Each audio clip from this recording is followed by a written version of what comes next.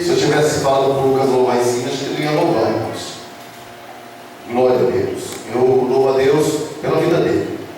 E muitas vezes a gente tem pregado aqui, a gente tem trazido mensagem, Deus tem usado a vida dele, não só dele, como dos irmãos. As irmãs também que louvaram, muito abençoado aí, veio ao nosso encontro. E eu louvo a Deus, porque o nosso Deus ele é fiel. E aí o Senhor hoje tem falado fortemente comigo, desde ontem à noite, irmãos. E eu tinha que trazer a mensagem hoje, não teve jeito não. O Senhor, quando nos pega, a gente tem que obedecer à voz do Senhor. Abra sua Bíblia comigo, meus irmãos, em 1 Samuel, primeiro livro de Samuel. Igreja de pé.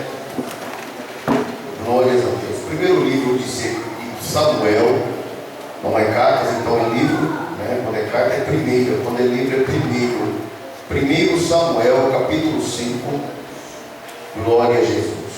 Agora as crianças, quero todo mundo quietinho, se estiver mexendo no celular, vamos ligar celular, vamos ligar a internet, vamos prestar atenção na palavra, irmãos.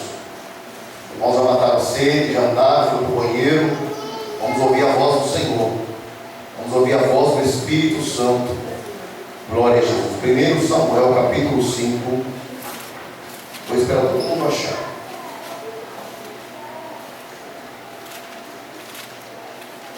1 Samuel, capítulo 5, versículo 1 a 5.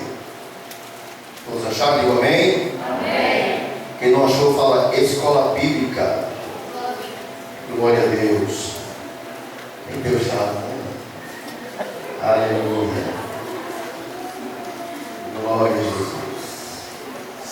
1 Samuel, capítulo 5, versículo 1 diz assim, o texto sagrado. Amém, meus irmãos?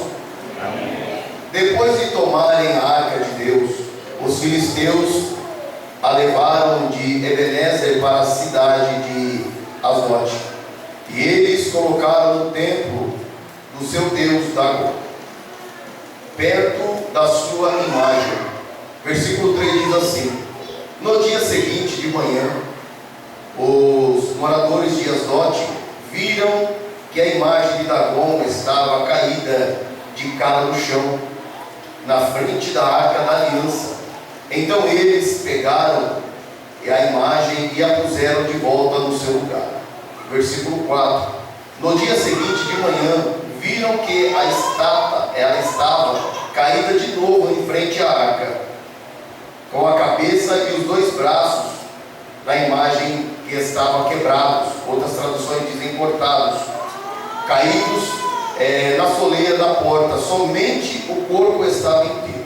Amém, meus irmãos? Amém. Podemos assentar glorificando o nome do Senhor. Glória a Jesus. Eu confesso aos irmãos que eu estava hoje orando a Deus, estava tarde, pedindo ao Senhor uma mensagem, para que o Senhor pudesse estar falando comigo, com a igreja. E o Senhor me trouxe essa mensagem. É uma mensagem que nós olhamos para a Bíblia, nós vemos quão poderoso é o nosso Deus. Um Deus que não pediu nada para nós. A única coisa que Ele quer que nós sejamos obedientes à sua voz, obedientes aos seus mandamentos, para que Ele possa ser Senhor por excelência na minha vida e na sua vida.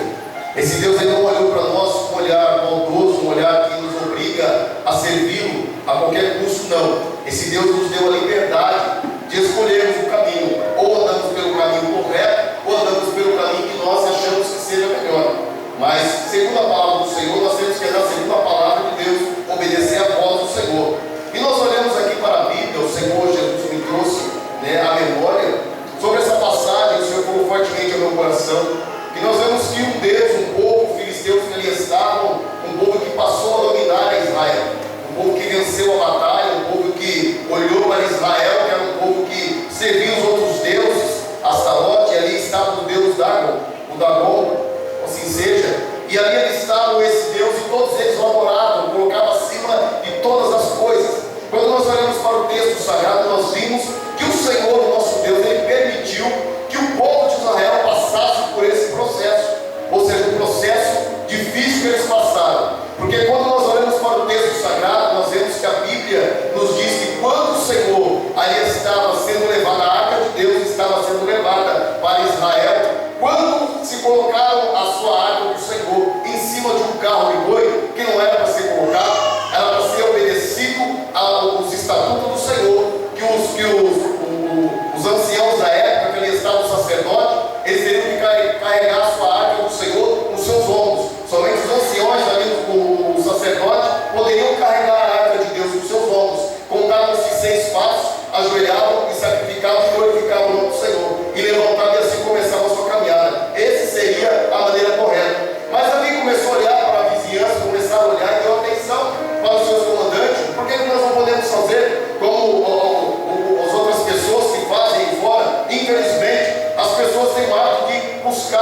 conselhos errados, conselhos que não agradam ao Senhor. Nós temos que procurar ver se Deus realmente ele se agrada desse conselho, se Deus verdadeiramente ele se agrada da maneira que nós possamos adorá-lo. E nós olhamos para o texto sagrado, nós vemos que o Senhor, ali quando estava aquele carro de boi andando, puxando a presença do Senhor que ali estava, que era a arca do Senhor que ali estava naquele carro de boi, a Bíblia nos diz, irmãos, que quando chegou num lugar onde tinha pedregais, em um lugar que estava toledo, e começou a chacoalhar aquele carro de boi. E quando começou a chacoalhar, a arca de Deus começou a cair, a tombar. E alguém foi lá e o que ele fez? Queria ajudar. A Bíblia nos diz que Uzá, chamado o nome dele de Uzá, coloca-se a mão na arca para que pudesse segurar a arca, para que ela não caísse. A Bíblia nos diz que automaticamente, naquele mesmo instante, o Senhor ele feriu Uzá, matou ele instantaneamente naquele momento. Por quê? Porque qualquer um não podia ser qualquer pessoa que pudesse tocar ali na arca do Senhor. Somente aqueles que eram separados por Deus,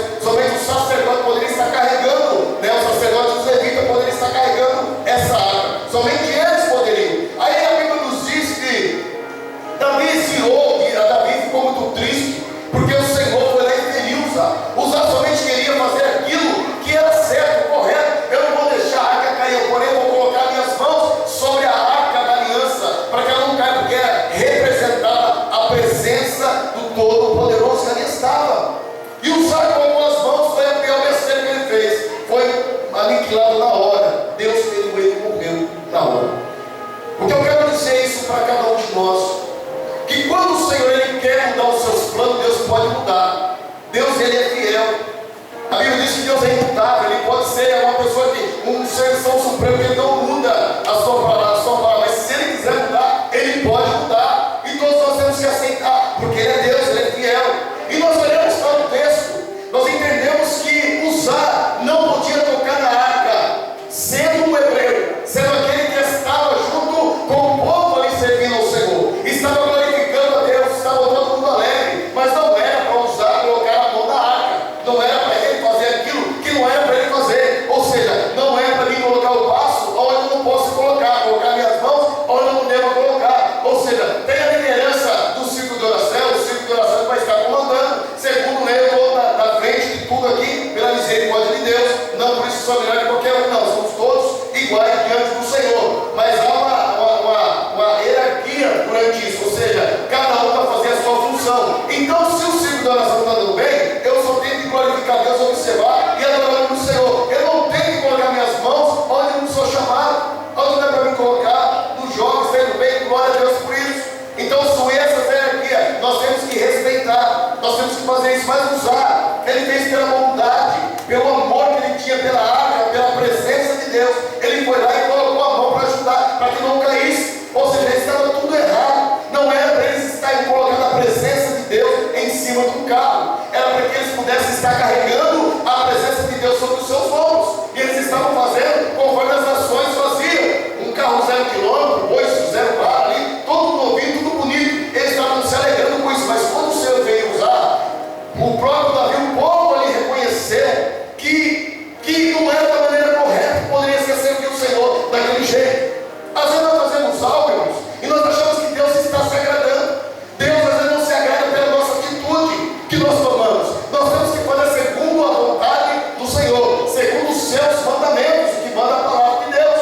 Nós temos que ser obedientes à palavra, obedientes aos seus líderes. Nós temos que ser obedientes. Eu sou obediente ao nome, primeiramente a Deus, depois ao nosso pastor. Eu tenho que ter reverência, eu tenho que ter obediência, porque a palavra do Senhor nos ensina. E quando nós olhamos o texto, nós vemos que o povo, os filisteus, quando nós olhamos o capítulo 4 aqui, o capítulo 4, no versículo 3, se tornar, no versículo 3, diz assim: tornar o povo ao arraial disseram aos anciãos de Israel: por que nos feriu o Senhor hoje diante dos filisteus? Tragamos de Siló a arca do conselho do Senhor, e vinha no meio de nós, para que nos livre das mãos dos inimigos. Nós olhamos o texto, nós começamos a entender que Israel, toda vez que a arca estava no meio do povo de Israel, Israel ganhava a batalha, Israel vencia a batalha. Mas o Senhor, ele estava injuriado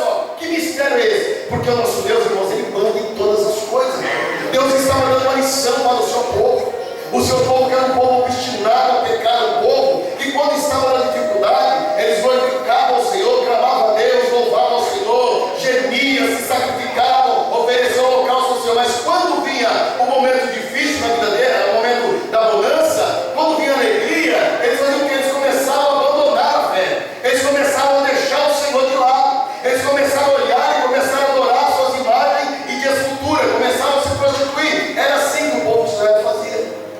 E o nosso Deus observava tudo e todos.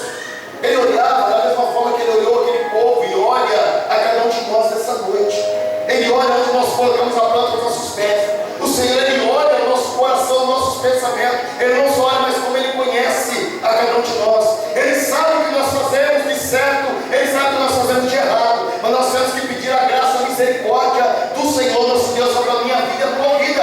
Porque sem a presença dEle, nós não podemos fazer nada. Nem o céu nós vamos herdarmos. Porque tem pessoas que se tornam religiosos dentro da casa do Senhor. Deus não está interessado em pessoas religiosas. Deus está interessado em pessoas que sirvam a Ele em espírito e em verdade. Quantos acreditam? Adore o nome do Senhor essa noite. Aleluia. E o Senhor permitiu que Israel fosse carregado, fosse levado embora. O povo foram lá e perderam. E eles vêm lá no arraial, no meio deles, e diziam: por que o Senhor permitiu que o Senhor nos ferisse? Deus nos feriu, Deus permitiu para que esse povo viesse e nos assolasse. Olha aí no versículo 4: e enviou, pois, o povo a Siló, e trouxeram de lá a arca do concerto do Senhor, porque a